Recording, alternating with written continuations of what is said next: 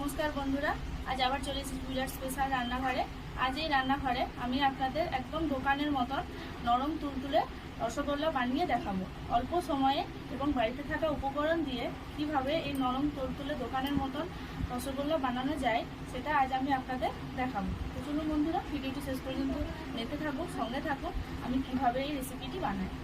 তো চলুন বন্ধুরা এই রসগোল্লা বানাতে কি কি উপকরণ লাগবে সেগুলো একবার দেখে নিই। প্রথমে আমি নিয়ে নিয়েছি ছানা, দুধটাকে ভালো করে কাটিয়ে আমি ছানা নিয়ে নিয়েছি, আর নিয়ে নিয়েছি চিনি পরিমাণ মতো, আর নিয়েছি এলাচের গুঁড়ো, আর সঙ্গে আছে দুধ ময়দা। তো বন্ধুরা প্রথমে ছানাটাকে আমি ভালো করে মাখিয়ে নেব। আমি ছানাটা ভালো করে কাটিয়ে নিয়েছি, আপনারা ভিনিগার বা লেবুর রস দিয়ে ছানাটা কাটিয়ে নেবেন। এটা আমি ভালো করে একটু মেখে নেব।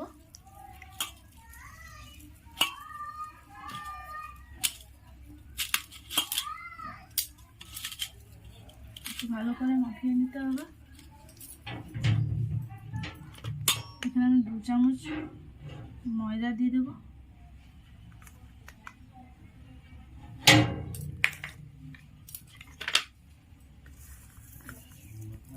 1 চামচ চিনি দিলাম, মিষ্টিটা আপনারা আপনাদের পরিমাণ মতন দেবেন, আর দিলাম এলাচের গুঁড়ো।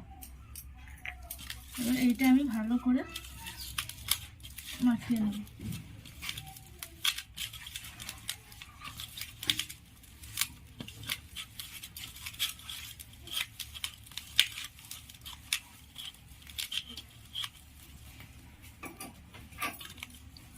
আর এর সাথে আমি একটু দিয়ে দেব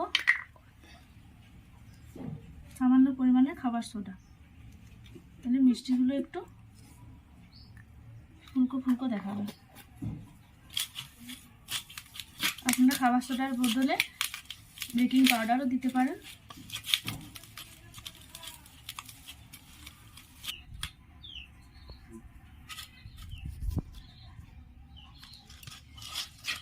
এদিকে এভাবে মেখে নিতে হবে। দেখুন বন্ধুরা আমি ভালোভাবে মেখে নিয়েছি। এবারে আমি মিষ্টির আকারে একটু একটু করে করে নেব।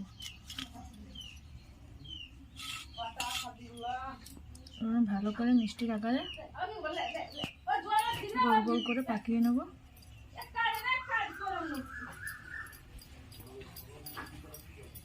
বেশ ভালো ভালো করে গোল গোল করে করতে হবে।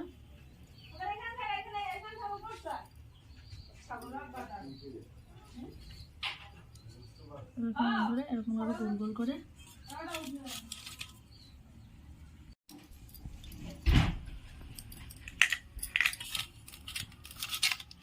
এইভাবে আমি মিষ্টির আকারে সবগুলো করে নিলাম।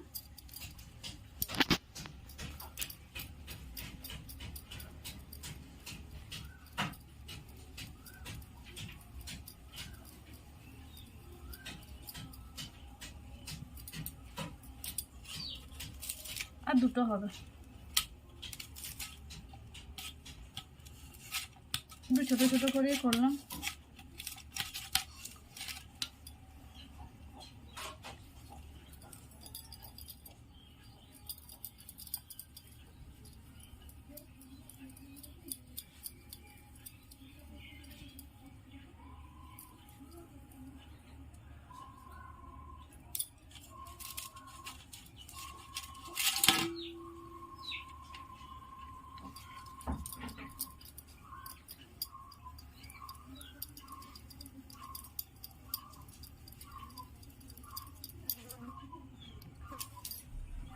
এই দেখুন বন্ধুরা আমার মিষ্টির আকারে করা হয়ে গেছে, বেশ অনেকগুলোই হয়েছে।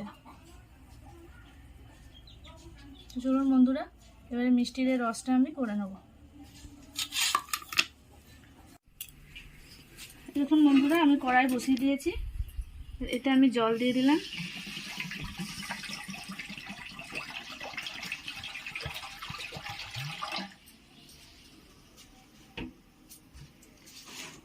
জলের সাথে আমি চিনি দিয়ে দেবো।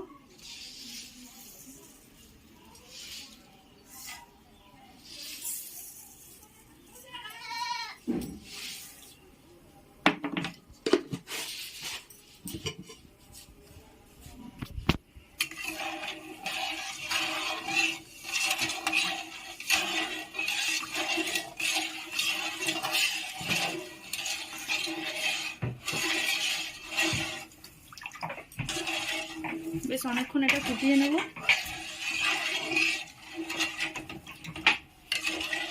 এই চিনি শিরাটা যাতে বেশি ঘন না হয়ে যায় সেই দিকে লক্ষ্য রাখতে হবে। বেশি ঘন হয়ে গেলে মিষ্টির ভিতরে কিন্তু রসটা ঢুকবে না, তাহলে বেশি ঘন করা চলবে না। বেশ কিছুক্ষণ ফুটিয়ে নিতে হবে।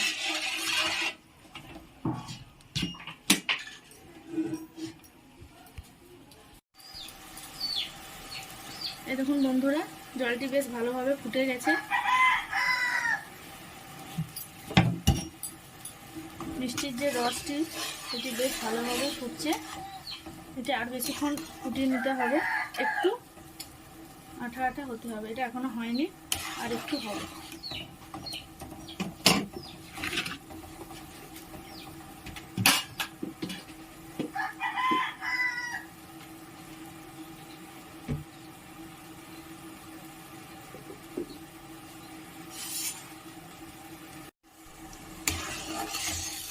এই দেখুন বন্ধুরা, এই মিষ্টির রসটি বেশ ঘন ঘন হয়ে গেছে। এটা আমি এবারে একটি একটি করে ছেড়ে দেবো।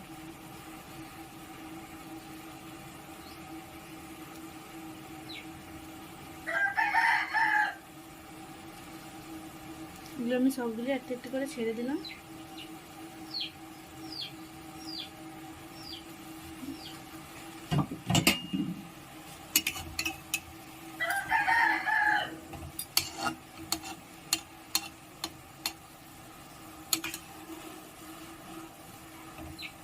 বেশ কিছুক্ষণ আমি এখানে ফুটিয়ে নেব।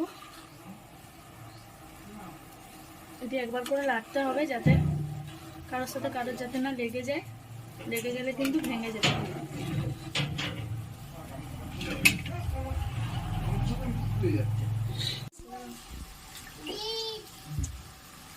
এই দেখুন বন্ধুরা, বেশ ফুলে ফুলে বড় বড় হয়ে গেছে, একদম দোকানের মিষ্টির মতন। এটা আমি আরো 2 মিনিট ফুটিয়ে নেব, তারপর এটাকে নামিয়ে দেবো।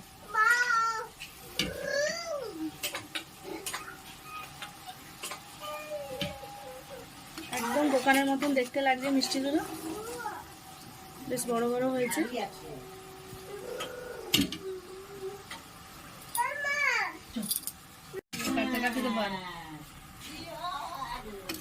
এরকম বন্ধুরা, আমার রসগোল্লা রেডি। এবারে এগুলি আমি নামিয়ে নেব। গ্যাসটা বন্ধ করে দিলাম। এই দেখো, একদম দোকানের মতন রসগোল্লা।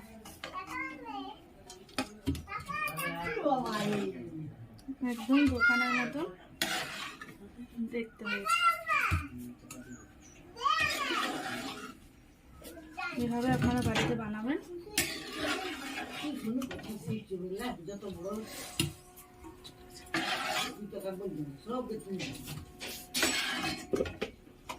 বন্ধুরা, দেখতে কিন্তু খুব সুন্দর হয়েছে।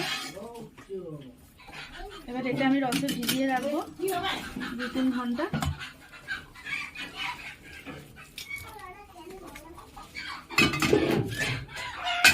দেখুন বন্ধুরা, একদম দোকানের মতন রসগোল্লা দেখতে। এই দেখুন বন্ধুরা, আমার রসগোল্লা একদম রেডি। একদম দোকানের মতন দেখতে হয়েছে রসগোল্লা। আপনারা এইভাবে বাড়িতে বানাবেন, দেখবেন একদম এইরকমই হবে। খুব সুন্দর টেস্ট হবে খেতে, একদম দোকানের মতন। তো বন্ধুরা, বাড়িতে থাকা উপকরণ দিয়ে এবং খুবই অল্প সময়ের মধ্যে আপনারা এই রসগোল্লাটি করতে পারবেন। খুব সুন্দর একটি দারুণ রেসিপি। তো বন্ধুরা, ভালো থাকবেন, সুস্থ থাকবেন। ভিডিওটি যদি ভালো লেগে থাকে অতি অবশ্যই লাইক করবেন, কমেন্ট করবেন, শেয়ার করবেন। এবং যে সমস্ত বন্ধুরা এখনও আমার চ্যানেলটি সাবস্ক্রাইব করেননি তারা নতুন নতুন এই রেসিপি পেতে চ্যানেলটাকে অতি অবশ্যই সাবস্ক্রাইব করবেন। বন্ধুরা, ভালো থাকবেন, সুস্থ থাকবেন। দেখা হচ্ছে আবার নেক্সট ভিডিওতে।